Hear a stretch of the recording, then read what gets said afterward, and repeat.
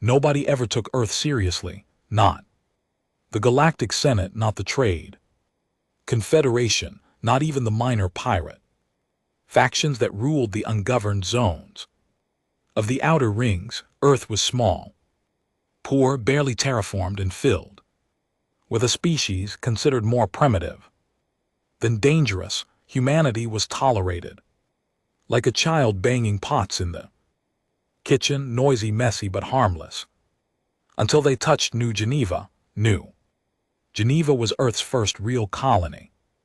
Outside the solar system, it was where hope bloomed again for a species that had spent decades cleaning up the mess of climate collapse, civil wars, and economic meltdowns. For once, humans had done something right, building a peaceful, self-sustaining colony on a habitable world with zero outside help. The Lorac Dominion didn't care. To them, New Geneva was built on a sacred trade corridor, a path they claimed belonged to their ancestors. They sent no warning, no negotiation, just a swarm of black iron dread ships that blanketed the sky and rained plasma death on the colony. 17 million humans died in the first hour. The Galactic Senate called it a tragic misunderstanding. The Trade Confederation said they'd investigate. The Lorac Dominion called it necessary enforcement. Humanity said nothing for a while, not because they accepted it, but because they were busy digging up something ancient. The archives. Long before Earth fell into chaos, before the nations tore each other apart, there were secret vaults buried under mountains and oceans, hidden away by rogue scientists, ex-generals, and forgotten alliances. Inside them were machines and weapons so dangerous, so forbidden, even Earth's own governments had erased their existence from history.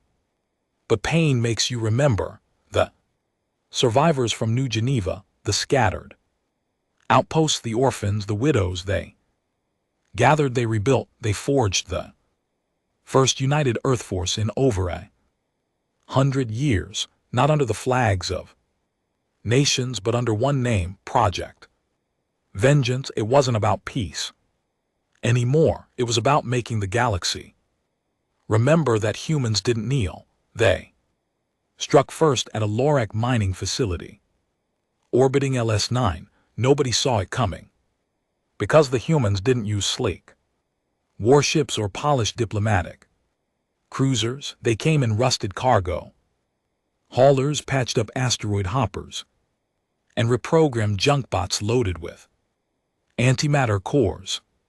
The facility was gone in under 5 minutes. No survivors, no trace, just a burnt hole where a billion credit operation used to be. The message was clear: Earth bites back. The galaxy still didn't believe it. The Senate assumed it was a rogue act, maybe space pirates pretending to be human. The Dominion laughed. The Confederation increased security on their trade lanes, just in case. But 2 weeks later, a Lorac battleship disappeared from orbit around Kalen 3, then a trade station went dark, then another and another. It wasn't random, it was precise, surgical. Angry, and behind every attack, a simple calling card, a blood-red Earth symbol, clawed through with 3 words: "You started this." Captain Solon Rhee, former janitor turned rebel commander, watched the feed from his stolen cruiser with tired eyes. He hadn't slept in days. His crew was running on stimulants and hate, but the fire in their bones burned brighter than any fuel. "We hit their supply lines next," he growled, turning to his second in command, a wiry woman named Ada, who once taught kindergarten. Before her, students were vaporized. Every crate, every ship, every drop of fuel they use. "We burn it," Ada nodded, her jaw tight. Make them feel the fear we felt. Solon stared out the cracked viewport, the stars stretching like distant witnesses. They thought we were weak, he muttered. Let's teach them what human rage really looks like. They called it the Ember. Route 342. Light years long. Once a silent thread of silver commerce that connected Lorax. Supply depots, weapon manufacturing, colonies, and black market distribution. Hubs for centuries no one had dared disrupt the Ember route. It was guarded by elite cruisers, encrypted warp gates, and patrolled by half-sentient AI drones that could melt a ship into ash before a distress signal got out, and now it was bleeding. Every segment of the Ember route had suffered damage in the past 2 months. Every convoy carrying resources to the Dominion was either ambushed, delayed, or went completely dark. Entire supply depots were left burning in the void, frozen corpses drifting in. The aftermath. And the most humiliating part, the attackers were human, under-equipped, unrecognized, unwelcome, but terrifyingly effective. On the bridge of the TNS Wraith, Captain Solon Rhee watched a fleet map projected. In red holographic light, he was older than he looked, gray streaks hidden in a mess of short-cropped black hair, dark eyes sunken but still burning like coal.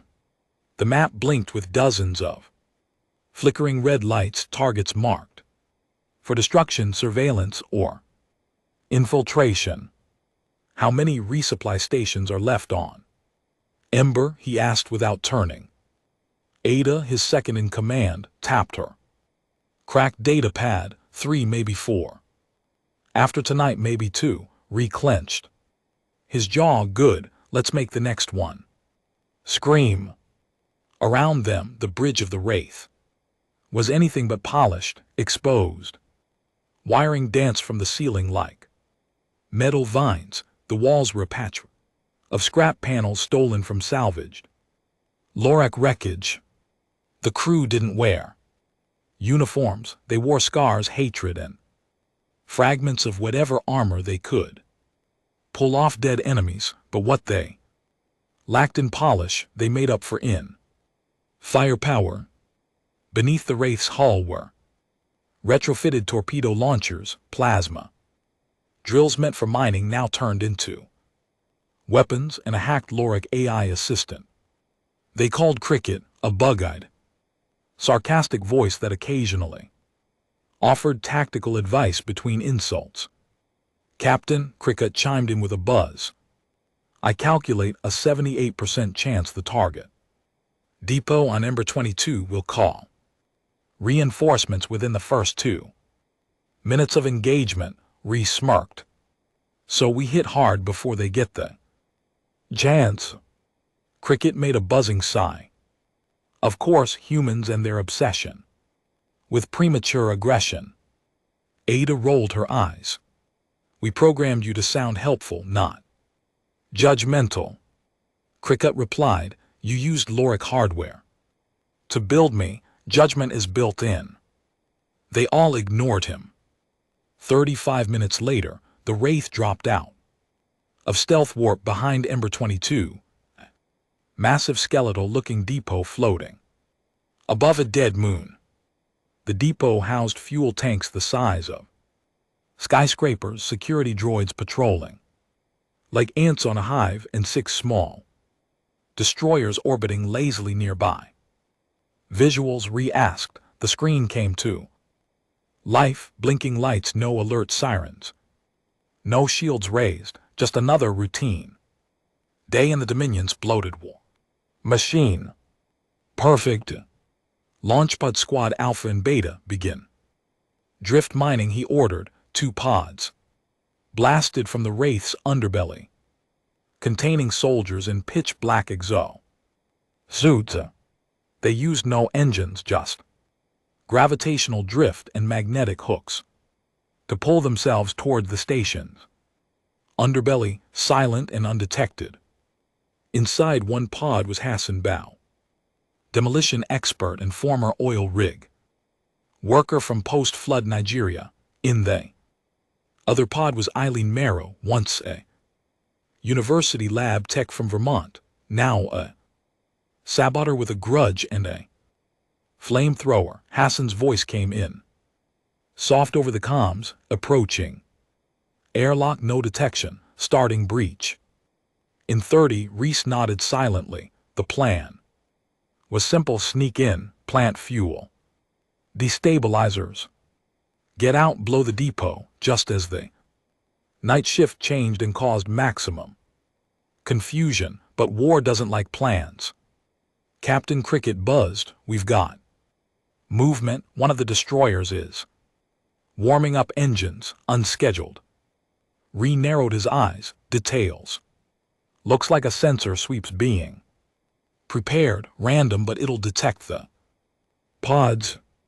Ada cursed under her breath. They're adapting. Too late to recall the teams. Ree muttered. Hassan, Eileen, you're about to be spotted. Yeah, Hassan replied calmly. We figured. The calm in his voice was something Ree both admired and hated. That dead soul calm humans learned after watching too many friends vanish in front of them. Eileen was less calm. Plan B? She asked, already knowing the answer. Go loud, Ree said grimly. Cricket, jam their comms, light them up. In seconds, the stars lit up with fire. The Wraith surged forward, hurling EMP bombs towards the destroyers. One was hit square in the engine and spiraled out of control, crashing into the depot's lower deck. Explosions rippled across its spine. Inside, Hassan ripped opened the airlock and started planting charges while Eileen torched through walls, scattering maintenance bots that screamed in synthetic panic. The Larak security forces were slow to react, confused by the sudden barrage and the internal sabotage, but once they moved like a hive of hornets. 6 hostiles heading toward Eileen. Cricket warned, armed with rapid pulse rifles and shields. Eileen grinned beneath her helmet. Let them come. She knelt behind a blown console and waited. As the guards rounded the corner, she threw 2 thermal grenades down the hall and rolled to the other side. The hall shook. Screams followed. She didn't wait to confirm. She had 10 seconds to finish the job. On the bridge, Ree saw the depot tilt awkwardly as explosions rocked its midsection. Fires were spreading across 2 fuel tanks. The Wraith was now fully engaged with the destroyers, its hacked plasma cannons glowing with stolen tech. Status on our people, Reyes barked. Hassan's out, Ada said quickly. Eileen still inside, stuck. Reyes slammed his fist on the console. We can't lose her. Eileen's voice came through coughing. I can't reach the airlock. Fires closed me in and I got hostile 600 full armor. We're coming. Ree snapped. No, she said firmly. I knew the risk. Just make sure they pay. The line went dead. Moments later, the depot's spine snapped. With a blinding burst, Ember 22 cracked open like a burning fruit, spraying molten debris and liquid fire into orbit. A silence filled the Wraiths. Bridge. Hassan, sitting now with a bandaged arm, looked up. She didn't scream. No, Ree said softly, she didn't. Another name carved into the memory wall, another soul traded for vengeance. They didn't slow down after Ember 22. Within weeks, Project Vengeance hit 5 more Dominion structures, supply barges, food processing hubs, even a planetary drone control station. The galaxy finally started to pay attention. Humanity wasn't just retaliating, they were dismantling. Reports leaked into the Galactic Senate, Dominion fleets, rerouted due to sabotage, trade networks, collapsing along outer sectors, human rebel tactics spreading across other species. Yes, other species were watching, and some of them were starting to join. On the moon of Varnos, a cyborg mechanic from the Terra species offered human rebels access to an old stealth cruiser in exchange for protection. On the gas giant colony of Reth, insectoid smugglers began delivering food and medicine to Earth-aligned units. The galaxy had poked a sleeping dog, and now other animals were waking up too. One night in the dim, humid cargo bay of the Wraith, Ada sat alone, with an old photograph in her hands, her students, all of them smiling, all of them dead. She didn't cry anymore. She just sat there whispering each of their names one by one. Reese joined her, leaning against a crate. You know, she never hesitated. Eileen, Ada asked. He nodded. When knowing the risk, all of them do, we keep asking them to do the impossible. And they keep doing it. Ada turned the photo over. On the back were childish doodles and the words, Miss Ada is the best. She'd be proud, Reese said. She'd be heartbroken, Ada replied. Silence again. Only the distant hum of the ship's failing reactor filled the space. We can't stop now, Reese said.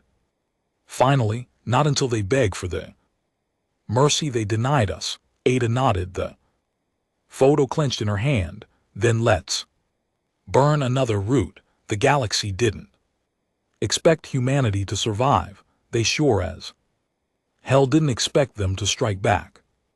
But now they were learning fast. The Dominion tried to lie at first. Official broadcasts claimed Ember 22 was lost to fuel malfunction, that no human attack had taken place, that rumors of sabotage and internal security failures were disinformation spread by radical off-world agitators. But lies don't float long in space. Too many cargo haulers saw the fireball. Too many automated surveillance drones recorded the blast. Too many families had sons and daughters working on Ember 22, and when the Dominion sent a cleanup team to investigate the ruins, they found something spray-painted in human script across the interior hull, written in charred plasma paint, Remember New Geneva. After that, no one bought the cover story. On the planet Orth, a lush jungle colony built by the Lorac nearly a century ago, paranoia gripped the hearts of high command. The once proud General Krav Malk, known for turning asteroid fields into weapons platforms, now barked orders behind layers of security drones and a platoon of personal bodyguards. His eyes were red from lack of sleep as he slammed a metallic fist onto the hologram table.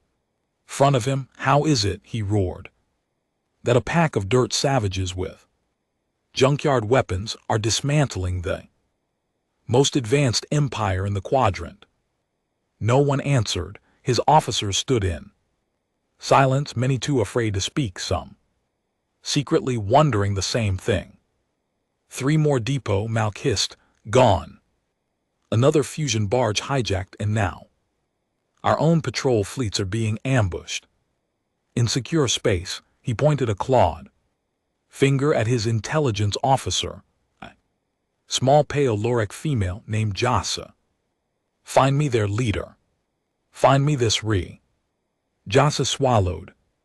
He's a ghost, sir. No trace in the records, no verified image, even there. Comms are scrambled using obsolete Earth languages from before their information collapse. Then decode them. We're trying, sir, but their encryption is emotional, symbolic. Not logical, not like ours. Of course it's not logical, Melsk bellowed. They're human, they don't fight for territory or profit, they fight because we hurt their pride, we made them feel small, now they want to burn everything to make that feeling go away. That silence again, heavy, uneasy. Because he was right, the problem wasn't the weapons, it was the will. Humans had lost everything, and that made them terrifying. Back aboard the Wraith, the rebellion was already preparing for the next strike. This one wouldn't be easy.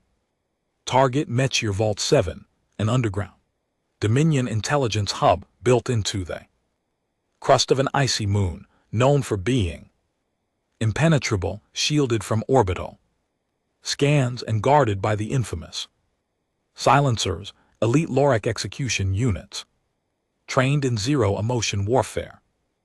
Ree stood before a projection of the vault, hands clasped behind his back. The room around him was dim, lined with creaking metal, the smell of recycled air thick in his nostrils. The vault holds Dominion data cores, he said. Communications log, supply manifests, tactical AI routines, everything we need. To an NBSB and NBSB, their coordination. Ada crossed her arms. It's a fortress. No open ports, no atmosphere, no satellite feed, and they'll expect us. Now, Reese looked around at the circle of faces, scarred, hollowed, but still burning. Then we give them something they don't expect, he said. 3 days later, on the surface of Meteor, a cargo transport, registered to a Lorik mining guild, approached the vault's outer gates. Its signal codes were authentic. Its hull markings matched Dominion standards. Its transponder ID had a clean record. The guard scanned it once, twice, then allowed entry. What they didn't know was that the codes had been ripped from a destroyed supply hauler weeks ago. ID belonged to a ship that no longer existed, and the crew inside the transport weren't miners, they were humans in disguise. Hassan was there, again, now wearing customized pressure armor that could withstand the icy winds and conceal his human heat signature. Alongside him was Vera Lynn, an Exxon drone technician turned insurgent, and Tarek Bowen, a former prison escape with nothing left but rage in his blood. They called themselves Echo Team. As the outer gate opened and the cargo transport drifted into the frozen hangar, the team began to move, silent, synchronized, deadly. They released a viral AI worm through a hidden port in the ship's core, one that shut down the internal security grid for exactly 48 seconds. In that time they breached the hangar controls, disabled oxygen regulation, and opened 2 blast doors leading to the primary server halls. Inside, the silencers reacted instantly. But Echo Team didn't run, they charged. Tarek's voice growled over the comm. 2. Down, left corridor clear. Hassan, we've got motion on the right. Brace, Hassan grunted. Understood. The hallway lit up with bursts of blue plasma as the silencers advanced in rigid formations. Echo Team responded with scrap-modified scatter rifles and shoulder bombs made from reworked fusion coils. Blood black and red coated the icy walls. Vera reached the data core first. She slammed an uplink drive into the primary port and began siphoning files faster than the internal systems could flag it. The entire vault shuddered. Sirens wailed.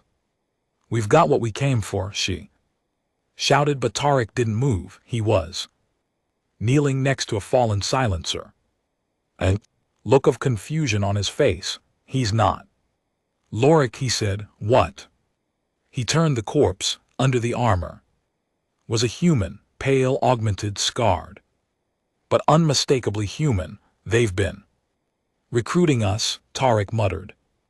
Reprogramming, making us fight our own. Vera stared. No, they wouldn't go. Hassan roared. Take the core and move. They escaped just before the vault sealed itself behind lockdown protocols. The data was theirs. The loss of the silencer unit stung the Dominion. But the truth stung harder. They were using human minds to build their elite. Killers, prisoners, orphans, survivors. Taken after New Geneva. It wasn't just war anymore. It was violation. On board the Wraith, the truth caused a ripple of horror. Ada read the decrypted data aloud in the command chamber. They call it Project Silence. Captured humans are stripped of identity, reprogrammed with synthetic obedience codes, and grafted with lyric battle cortexes. They're not just soldiers. They're test subjects. Ree didn't speak. He just stared at the flickering image of a silencer helmet. Now knowing a human face could be underneath it. They turned our people into weapons. Ada whispered. No, Ree said coldly. They turned them into proof. Ada blinked. Proof of what? That. Scared of us. The leak went galaxy-wide within hours.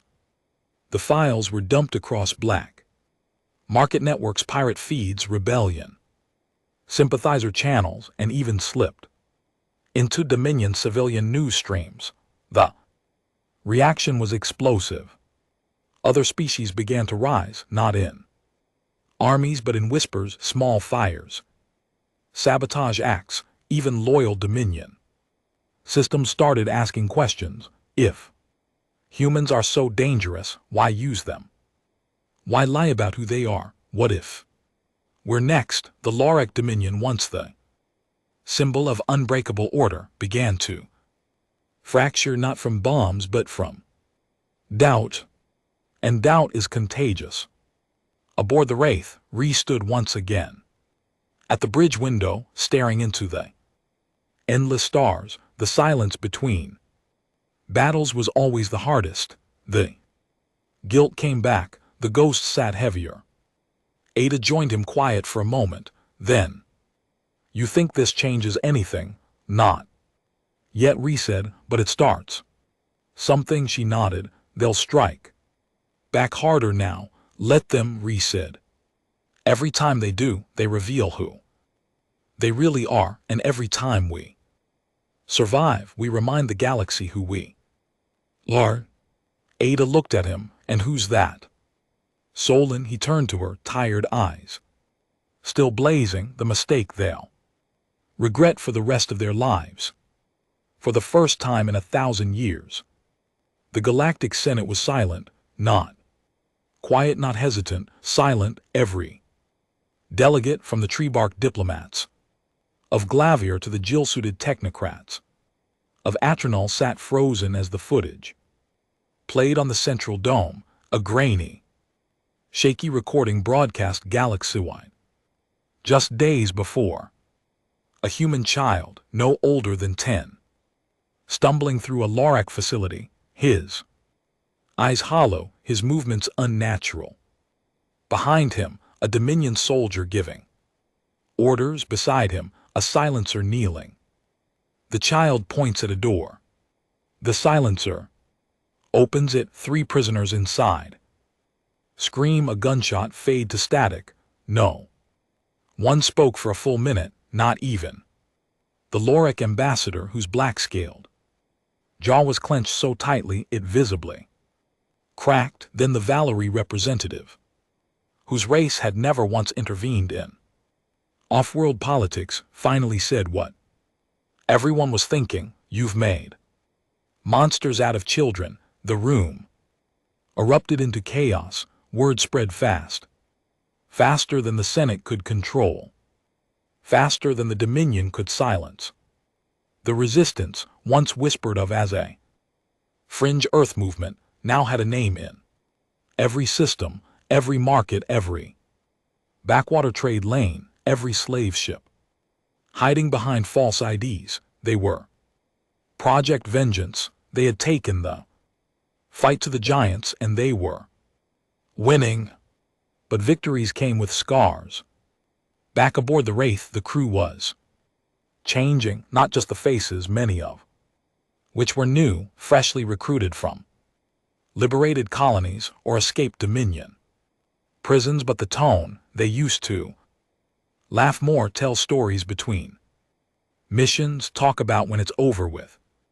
A shaky kind of hope. Now they mostly sat in silence, polishing gear, preparing strike plans, watching the casualty boards grow longer. Hassan stopped telling jokes. Vera rarely left engineering. Tarek started sleeping in full armor. Even Cricket, the ship's sarcastic AI assistant, began to speak less often. His jokes felt forced, his simulations darker, and he barely spoke at all. They were deep in a dusk corridor. The Dead Star Hera 6 parked behind a floating field of asteroid debris to avoid Dominion scanners. When they received the signal, an encrypted pulse message, old Earth code bouncing through 9 different relay stations to reach them. We have something, but it's not good. Sending coordinates, come armed. The sender, a name hadn't heard in years, Dario Clemens, ex-Earth. Intelligence, long thought dead now. Apparently alive and nervous. The coordinates led them to a hidden facility beneath the surface of Dr. Shattered Moon, once used for mining. They are tucked inside a carved-out cavern and protected by Kamen nets and signal dampeners. They found him. Dario looked like a ghost, gaunt, pale, one mechanical arm, one synthetic eye, his voice raspy from chemical burns, but his mind still sharp, still dangerous. You came, he said as approached. Didn't think you would. You said you had something, replied coldly. Let's see it. Dario didn't smile, just turned and gestured to a makeshift hollow table. The Dominion's building something worse than Project Silence. Ada stepped forward. Worse than enslaving children. Dario nodded. Grimly, they've stopped reprogramming humans, now they're just growing them. He pressed a button. The image changed. Massive tanks, rows of them inside each. Humans in suspension, tubes in their heads, breathing, growing. Clones, Dario said quietly. Not born. Engineered, preloaded with obedience. Pure loyalty, no memories. No past, just orders. Stared. How many? At least 3. Facilities confirmed, possibly more. They're calling it Project Ember. Ada's eyes went wide, and they're using our DNA. Dario nodded. New Geneva. Victims, prisoners, fallen soldiers. They're turning our dead into living weapons. Turned away, jaw clenched, fists tight. How far along? They've already begun field testing, Dario replied, and one of them escaped. Turned back sharply, escaped. Dario walked to a sealed door. You need to meet her. The girl was maybe 17. Human, clearly pale skin, shaved head. Eyes that didn't blink enough. She sat quietly on a cot, staring at the wall. Like it owed her an answer. Her name, as far as they knew, was Kara. But she wasn't just human, she was manufactured. Her blood had artificial markers. Her muscles were 30% denser than normal. Her neural scans showed memory suppression and something else, fear. Real raw human fear. She broke protocol, Dario said, refused to execute civilians during her first field test, turned on her squad, killed 3 silencers, escaped using a stolen Drop pod. Reese knelt beside her. You remember anything before the lab? She nodded slowly. Pain wires, voices telling me who I was. Supposed to be, and who are you, he asked. She blinked, I don't know. Reese stood, voice like gravel, then we. Give her a new answer. Kara joined the crew slowly, quietly. She didn't speak much, but when she did, people listened. She trained harder than anyone, memorized tactics in hours. Disarmed 3 sparring partners without blinking, but she flinched at touch. Panicked at loud noises. Screamed in her sleep. Vera began sitting with her at night. Just being there, no questions, just presence. She's not a weapon, Vera said softly one night to Ree. She's proof they failed. How do you mean she escaped? That means she chose. Vera looked at him. She chose to be human. That stuck with Ree because that meant the war wasn't just about planets, fleets, or survival. It was about the soul, and they were winning it one scarred survivor at a time. Then the news came. A Dominion fleet, one of their largest, had vanished near the Dorneath Divide. No wreckage, no distress, just gone. Normally that would be cause for celebration, another enemy lost, but this felt wrong. Then came the transmission, no voice, just an image. Burning Dominion destroyer. Then a message in human standard: humanity doesn't need to fight. You are not alone. We are the consequence. Attached was a list of Dominion atrocities, complete with dates, images, and coordinates, but it didn't come from Project Vengeance. It came from a group calling themselves the Shattered Banner. Unknown, unaffiliated, possibly not even human, and just like that, another fire lit up in the dark. Think it's real? Ada asked, pacing the Wraith's bridge, or some Dominion trap. Ree stared at the message. Doesn't matter, the galaxy saw it, and the Dominion will scramble to explain it. Cricket chimed in. Simulations suggest a 67% chance the Shattered Banner is a rogue AI resistance born from Earth's post-collapse networks. Ree narrowed his eyes. Or an offshoot species bred in hidden labs, or defected aliens, or a weaponized myth. Cricket buzzed. Frankly, I'm jealous. Ada shook her head. Doesn't change our mission. No, Ree agreed, but it gives us something we've never had before. She looked up. What? Momentum. That night they lit up a Dominion research facility on Nazca 2. The next day, rebels across 5 sectors hit patrol routes simultaneously. Within a week, the Outer Rim systems began declaring neutrality, and everywhere whispers of Project Vengeance. Carrara, the Emberborn, and the Shattered Banner spread like sparks. In a dry forest, the galaxy never expected humans to rise. Now they were realizing something worse. They couldn't stop them because you can fight a nation, you can outgun an army, but how do you kill a species that's already buried its dead, buried its fear, and buried its mercy? You run. The Dominion's first real mistake wasn't New Geneva. It wasn't the silence after the massacre. It wasn't Project Silence. It wasn't even cloning the dead. Their first real mistake was believing that humanity wouldn't adapt, but now the galaxy was watching as Earthborn rebels hijacked entire fleets, cracked centuries-old codes, and recruited enemies of the Dominion faster than anyone thought possible. From the frozen moons of Theoskel to the acid jungles of Yaddle Prime, Dominion outposts were falling, not to planetary invasions or grand military campaigns, but to groups of 10, sometimes 3, sometimes 1. They called it the Ghost War, and Project Vengeance was writing every chapter in blood aboard the TNS Wraith. The crew watched silent footage of their latest op, a Dominion orbital forge in the Rothar Belt, once producing half the armor plating used in Larak warships, was now drifting in pieces, torn apart by a viral AI worm named Phantom. Written by Cricket himself.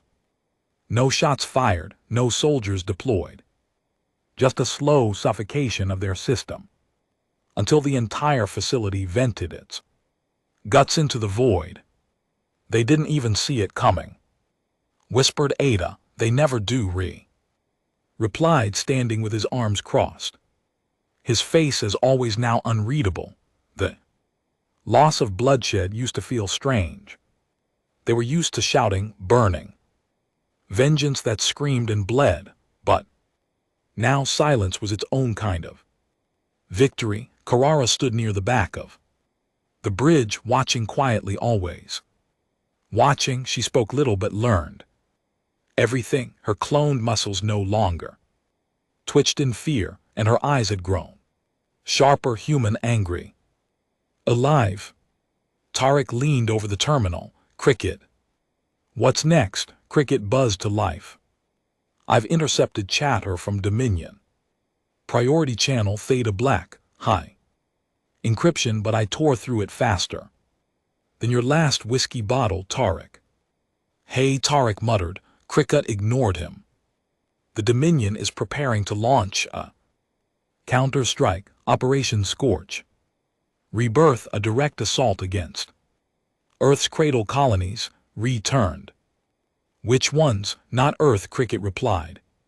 The forgotten ones, old orbital towns, abandoned resource stations, places we left behind during the collapse. Why hit those? Ada asked. Because they think we care about where we came from. Ree said coldly. They're trying to break our spirit by erasing our ghosts. Ada stared at the screen. They want to burn our past so we stop fighting for a future. Ree stepped forward, then we stopped. Them, all of them. But that wouldn't be easy. The Dominion wasn't stupid. They had changed tactics. They stopped sending slow dread ships and started deploying fast, nimble kill spears, black ships without markings, no visible weapons, just silence and speed. The first one hit Calypso 3, a mining moon long thought empty. It dropped a virus bomb that reduced every organic form into sludge.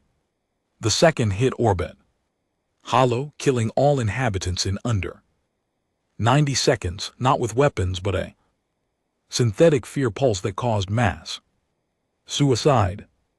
The third, it never came back because Kara was waiting. They tracked the kill spear's approach. Cricket calculated its path using intercepted subspace drift patterns and gravitational anomalies. It was all guesswork until Kara felt it. It's going to Leah Station, she said.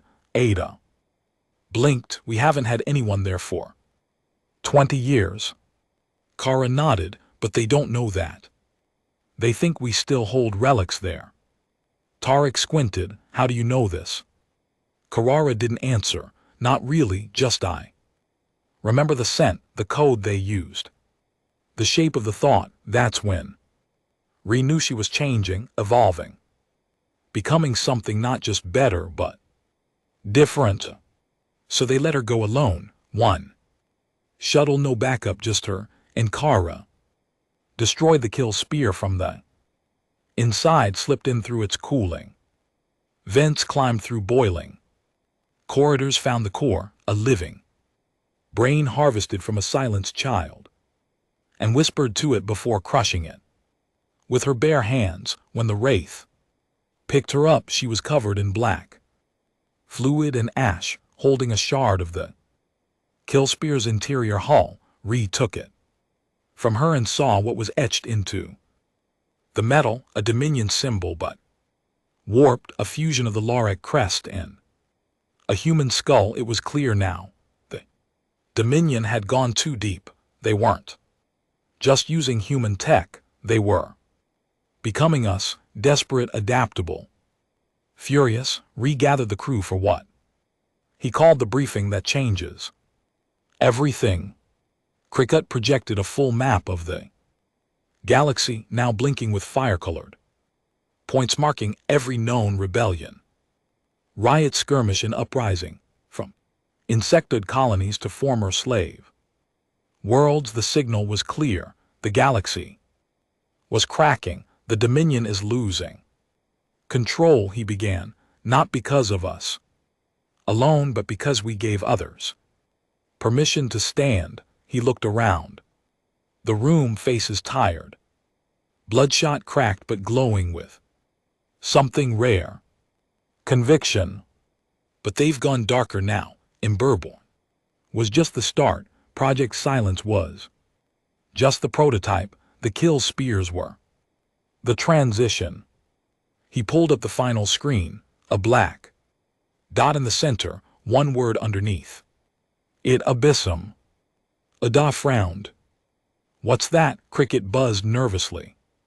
It's not a place, not a ship, not even a weapon in the traditional sense. It's a containment dimension. What? Vera leaned in. They've built a pocket universe, Cricket explained, with only one door or out. Time runs differently inside, and they've been throwing failures into it for over a decade. Failed clones, rogue officers, experimental nightmares, anything they wanted to erase without killing outright. Tariq cursed. That's their garbage bin. No reset. That's their insurance policy. If they lose everything, they'll open it and let out. What? Ada asked. Ray stared at the screen. Everything. They were too afraid to keep on this side. So now they had a new goal, not just rebellion, not just revenge, but prevention. The Wraith would go to Abium, not to open it, but to destroy it. Before the Dominion could, the journey would take 12 days through unstable rift space. No warp gates, no resupply, no backup. They called it Operation Black Echo. Everyone knew it might be the end. Recorded a message the night before departure, not for command. There was no central command anymore, but for anyone listening, anyone wondering why the stars were bleeding. He kept it short. They thought breaking us would end us, but Earth wasn't a place. It was a promise. We remember, we rebuild, and now we return the favor. Project Vengeance doesn't need medals. We need closure, and we're going to get it, even if it kills us. On day 3 of the journey, Kara had a nightmare. She saw herself standing in a hallway of mirrors, each one reflecting a different version of her. Some were smiling, some screaming. One bled from the eyes, and behind them something knocking, slow, heavy, familiar. When she woke, she asked Vera, "Do you think I'm real?" Vera didn't hesitate. "You bleed, you cry, you risk your life for strangers. If that's not real, nothing is." Carrara nodded. Didn't sleep again for 2 days. On day 8 they passed through the Veil Rift, where no Dominion ship had ever returned. Cricket shut down for 5 hours to prevent self-dean from paradox errors. The stars outside were wrong, pulsing like veins, dripping red. Tariq whispered, "Maybe Abby isn't a place. Maybe it's a mouth." No one laughed. On day 12 they arrived. A planet-sized station floating in nothing. No light, no pull, just there. Its surface was smooth and black like polished bone. No lights, no sound, no entrance visible.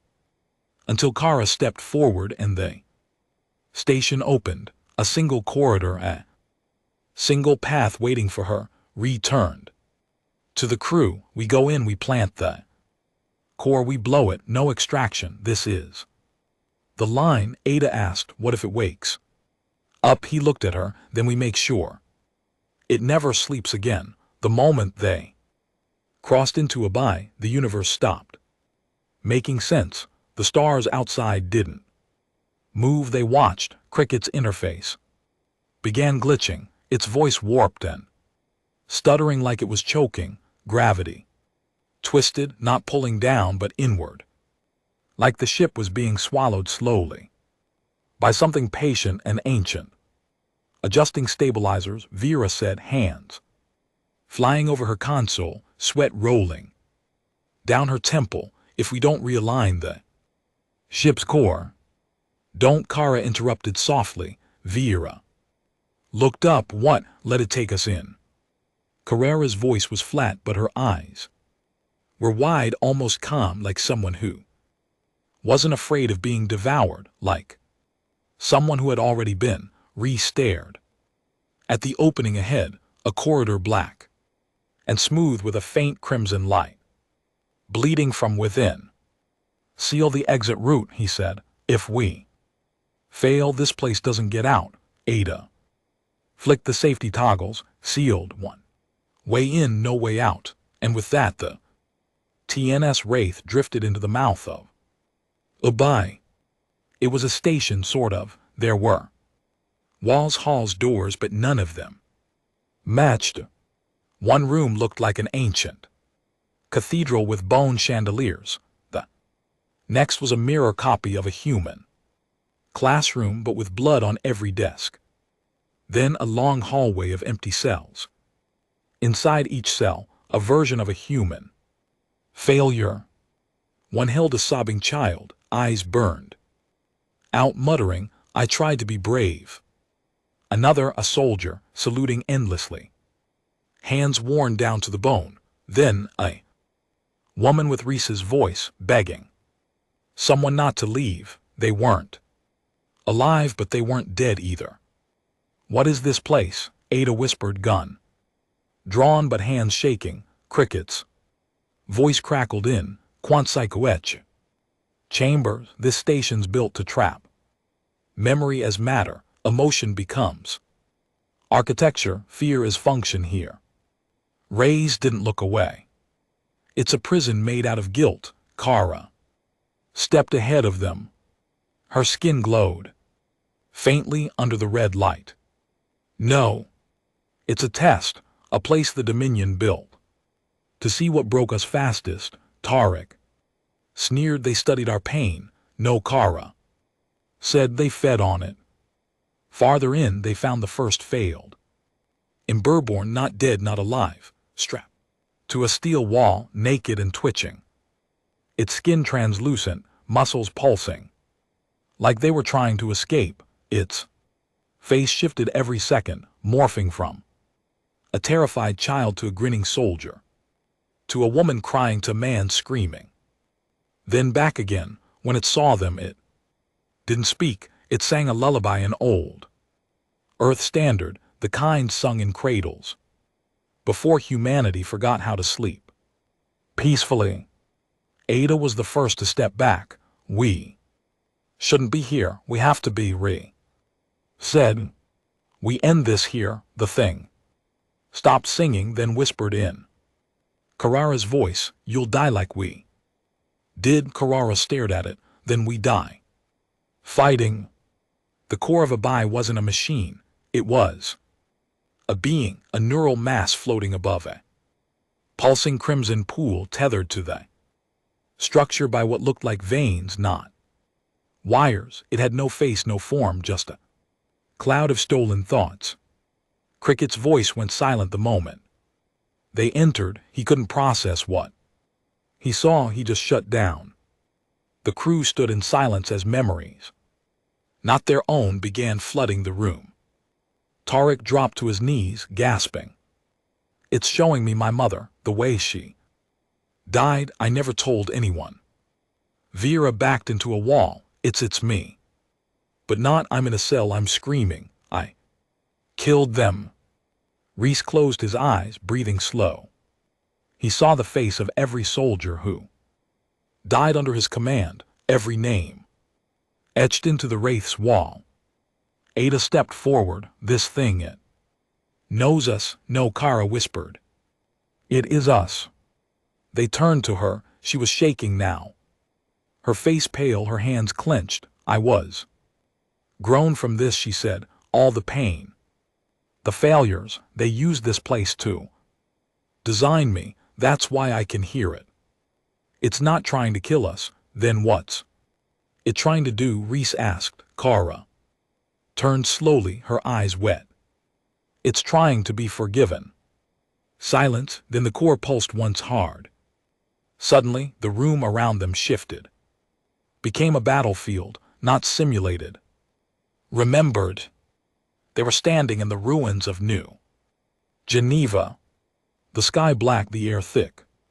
With smoke, bodies everywhere, screams. Flashes of fire, plasma bolts tearing homes apart. It wasn't just a projection, it was replaying the massacre. Reese stood still as a Dominion drop pod crashed beside him. It opened. A soldier climbed out. Not Lorek, not alien, human, cloned, obedient, empty eyed. Kara stared at her twin. They made me kill here. Vera grabbed her hand. You're not her. Kara pulled away, walked toward the twin. I remember what they said, Kara murmured. That killing made us real. That mercy was a virus. That emotion meant failure. The twin raised her weapon, so did Kara. No one breathed. Then Kara said, soft but firm, I choose to feel, and pulled the trigger. Her twin fell, light already gone from her eyes. The battlefield dissolved. They were back in the core chamber, the mass above them now pulsing slower, less violent, more aware. Cricket finally reactivated, voice weak. Implant ready. You plant the core here. I can detonate the entire subdimension. Nothing escapes. Ree pulled the device from his belt. Heavy, cold. It'll erase everything, everything. Cricket confirmed. No trace. No memory, not even echoes. Ada touched Reese's arm, including her. They looked at Kara. She was staring up at the core, her face unreadable. I was made in its image, she said. If it dies, maybe I do too. No, Vera said fiercely. That's not how this ends. Ree turned to Kara. It's your choice. Kara closed her eyes, breathed in, out, then walked forward. She took the core from Reese's hand, walked to the platform, laid it down, and whispered, you don't get to be forgiven, but we get to move on. She stepped back and nodded. Cricket activated the sequence. 10 seconds. The Wraith pulled away from the station's heart. 876. The walls began to shake. 5-4. The cells collapsed. The echoes screamed. The memories wept. 3-2. Kara looked at Ree one last time. He reached for her, but she was already fading. Then light. They woke up days later in orbit over a quiet, uncharted world. Wraith damaged but alive. Kara was gone. No trace, no signature, just her armor. And the fragment of metal she once carried, now burned black with her name scratched in the side. The crew didn't speak much after that. There was nothing left to say. They returned to open space, and they kept fighting, but the galaxy knew something had changed. The Dominion stopped using clones. They shut down every Emberborn facility. They pulled back from 3 major sectors because Abyssum was gone, and with it their last ace. Now in whispers and hushed transmissions, they don't call it Project Vengeance anymore. They call it the Car Line, a reminder not of war but of choice, because a girl made in silence chose to feel. And that broke the galaxy in ways bullets never could. The Dominion didn't collapse. Empires don't fall in a day. They detonate slowly, cracking at the edges, bleeding loyalty, turning cold as those at the top start to taste fear. And now fear had taken the throne. After the destruction of Abyssum, everything changed. Emberborn factories were incinerated. Project Silence was scrubbed from the central archives. The shattered banner, the mysterious rebel faction once blamed for ghost strikes, had grown from myth to movement, seizing entire trade networks without ever revealing their faces. The Dominion still had weapons, still had fleets, still had blood to spend, but it no longer had control, and so it did what dying beasts do. It struck blind. Black sight orbiting the collapsed star. Namer 7, 12 Lurak warlords gathered in secret. Not senators, not nobles, warlords. Those who had kept the machine alive through bribes, assassinations, and centuries of sanctioned cruelty. Too many systems lost, hissed Warlord. Alltech 39 colonies in revolt, even Sarner, our genetic hub, has gone dark. Earthborn infection, spat Warlord Jas. They plant memory into machines, emotion into tactics. We raise them to be soldiers, now they're prophets. The table was silent, then a voice came from the shadows, metallic holocom. We burned their homes, they built legends. In the ashes, we silenced their dead. They made them martyrs, and now we face the final truth. A pause. They will not stop unless we erase the idea of humanity. The voice belonged to Archon Virex, the Dominion's last secret weapon, a hybrid, part Loric, part engineered AI, forged not for command, but for finality. Their species has done what we thought impossible, Virex said. They made their pain contagious. The galaxy listens to their screams now. And your solution? Asked Jay. Virex turned his head, his eyes blinking in calculated rhythm. We give them something they cannot carry. The operation was named Ashlight, not a bomb, not an army, a message delivered in flame. On board the TNS Wraith stood before a wall of names carved by hand, every soul lost under his command. Eileen, Kara, Echo Team, dozens more. He read each name aloud once a day before sleep, not as prayer, not for peace, just to remember. Tarek joined him, quietly holding a metal box. Cricket's new shell. Vera upgraded his chassis.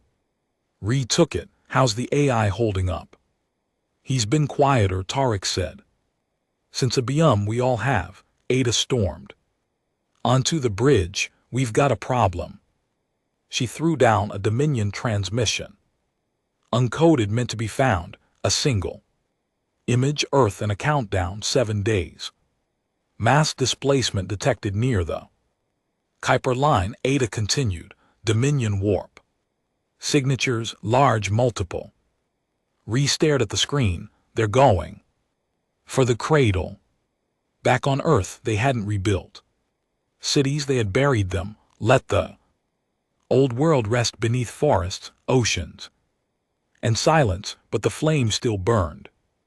A unified defense force patched from orbital militias, old Navy remnants, civilian hackers, and deep space engineers stood ready, not to fight for land, but to make sure Earth never became another Geneva. Command met the Lazarus bunker, a hollow hideout mountain on Earth's dark side. Among them stood General May Ren, former street medic turned strategist and one of the few people Ree still trusted. The Wraith's transmission reached her within the hour. She watched the Dominion's message once, twice. Then she stood. They want us to break, she said to the room, so let's make it hurt when we don't. The plan wasn't defense, it was deterrence. Ren sent Word across every free system, all Earthborne ships report to the Sol. Line, refugees evacuate toward Proxima. Delta and the Wraith you go for the Throat, re-received the orders in.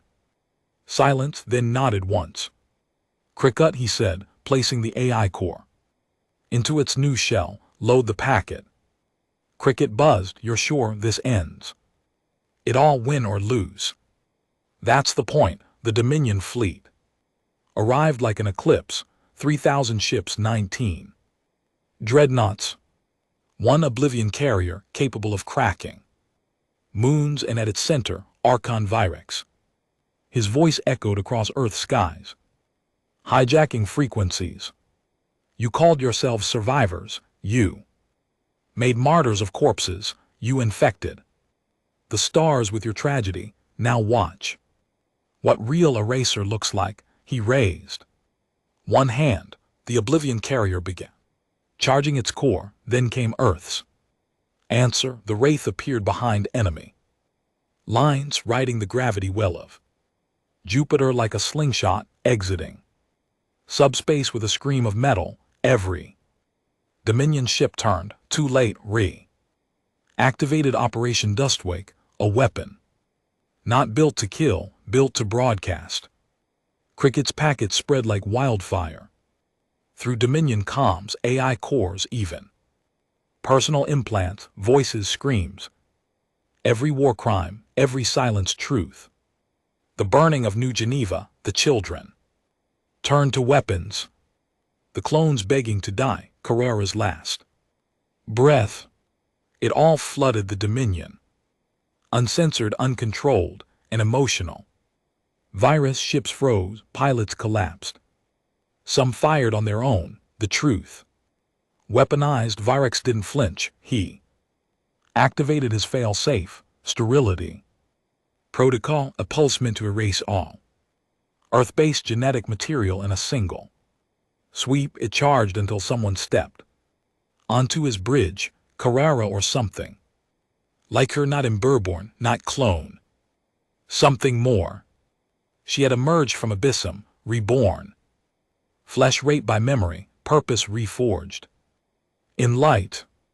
You were made to erase, she said. I was made to endure.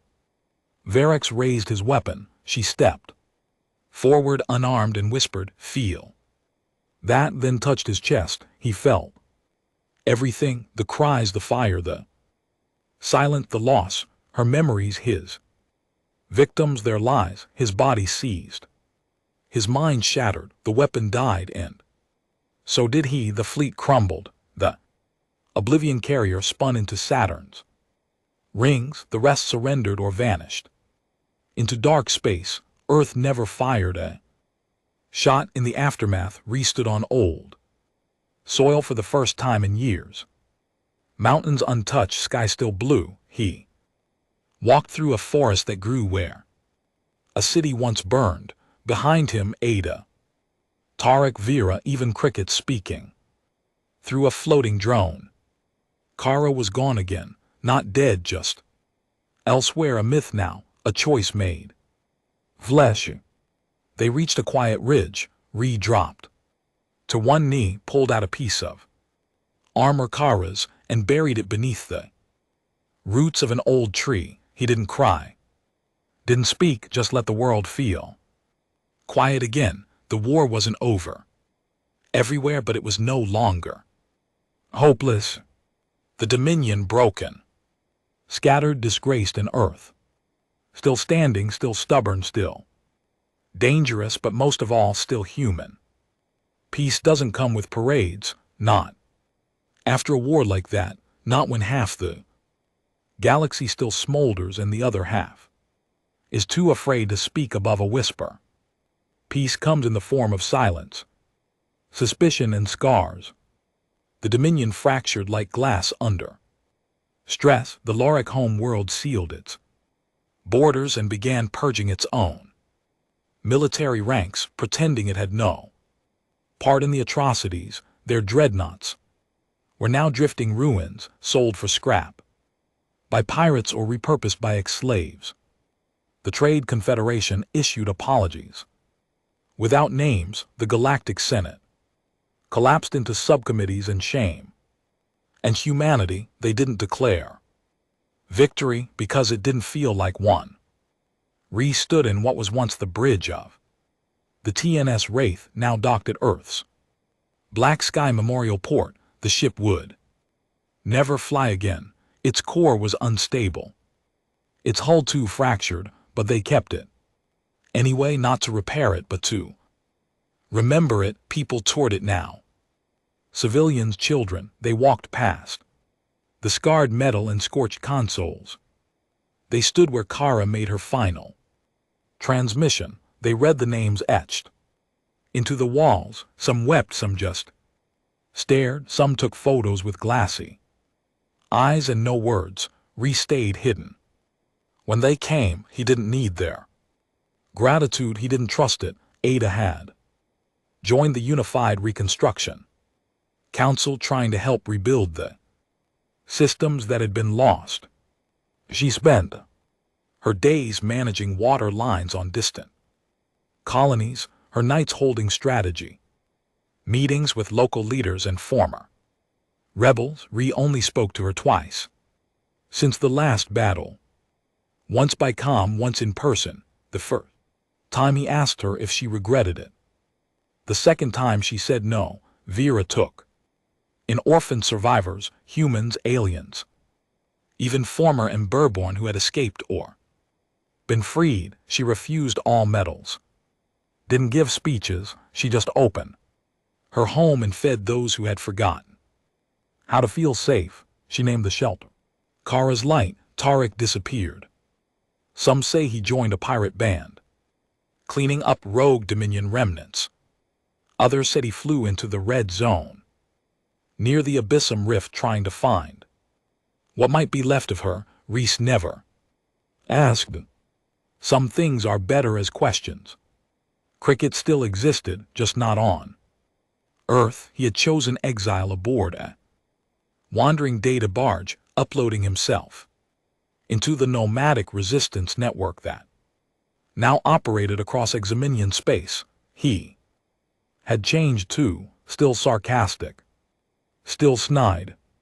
But now he asked questions about dreams, about consciousness, about what it meant to remember pain not written in his code. As for Earth, it didn't rebuild the way people expected. No glittering capital, no galactic embassy, just forests, lakes, sky. Earth didn't want to be a symbol anymore. It just wanted to breathe.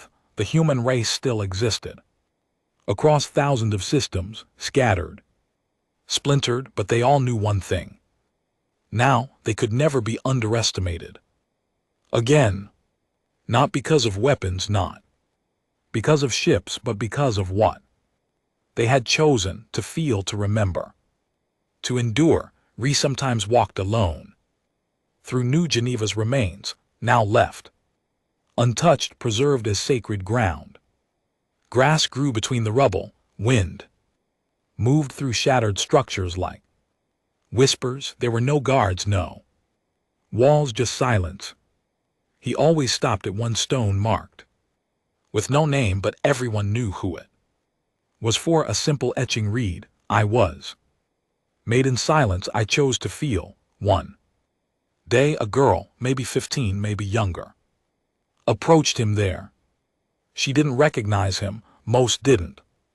To them, he was just a tall, scarred man sitting in the grass. She sat beside him, said nothing. After a long while she asked, "Is it true they made people like her?" Nodded. "Yes, and they made them fight." "Yes, and she stopped them." Reese looked out at the ruins. She stopped. More than that, the girl thought for a moment. "Do you think I could do something like that?" He smiled faintly. "You just did." You remembered her. Galaxy kept spinning. Rebellions became governments. Fugitives became senators. Weapons became rust. And still there were battles. Still there was darkness. But something had shifted in the bones. Of the stars, a memory had been planted, and no one could quite erase it, not the Dominion, not the Senate, not time. In the outer sectors, graffiti started, appearing on old outposts in cargo. Freighters, always the same message, sometimes scrolled in red paint, sometimes etched into rusted steel, sometimes glowing in soft hologram light. It simply said, they never expected us, they never will again. On the anniversary of Abyssum's destruction, the systems held a moment of silence, but not everyone joined in. Some played music instead, others read names aloud, some lit candles in star-shaped patterns, some sat in silence with their grief. He just walked, boots on old soil, breathing. Broadcast played across a few underground frequencies that day. No official channel, no signature, just a voice, Carrara's voice, or maybe someone doing their best to echo her message. Was short. I was created to forget, but I remembered. I was told to obey, but I chose. I was made to destroy, but I protected. So now I leave this for you. You are not what they call you. You are what you choose to be.